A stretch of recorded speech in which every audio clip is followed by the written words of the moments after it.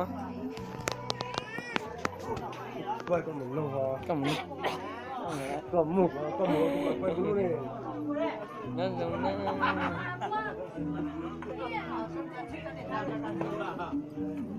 Ô, à vừa.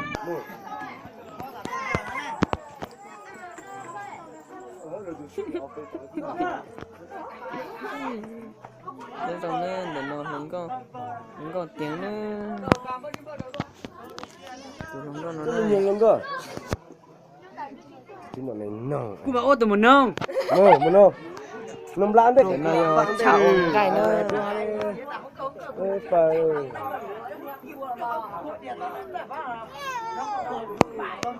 Nó bên nó trông bạn tạt bỏ nó. Lon này này. Mở ra. Cái món để cho mẹ tôi ship nó phải nó mẹ tôi sang đi cha lò. Đi cho không có này. Ta tạo được cho nó.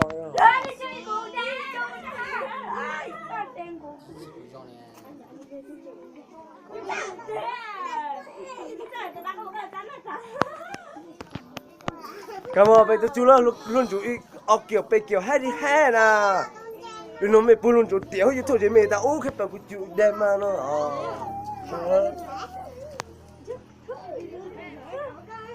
Bây giờ rồi không? Bé tụi nó tỏi là Chưa thấy rồi luôn nè. đó.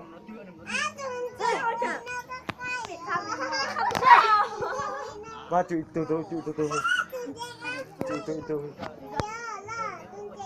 Lá của ta chúa.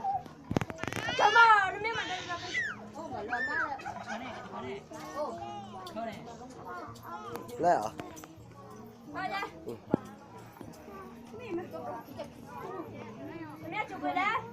Không có chín nên à. Đừng.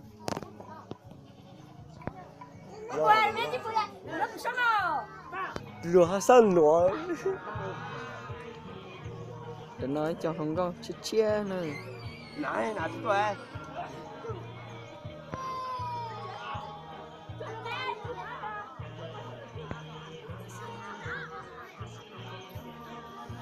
Nó biết tụi nó trông nó.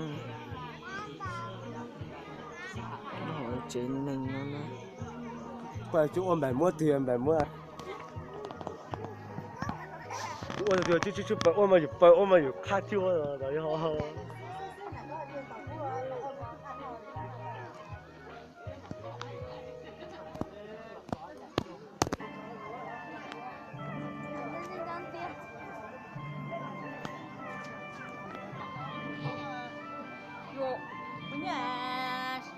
có sự tiếp bắt chiều tao hút đúng cha con nè. Chúng nó nhà cũng là môn tài điện được hai chắc phú rồi.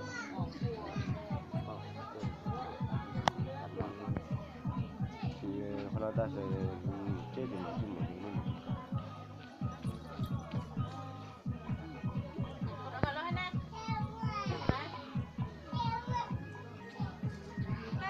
hai kia này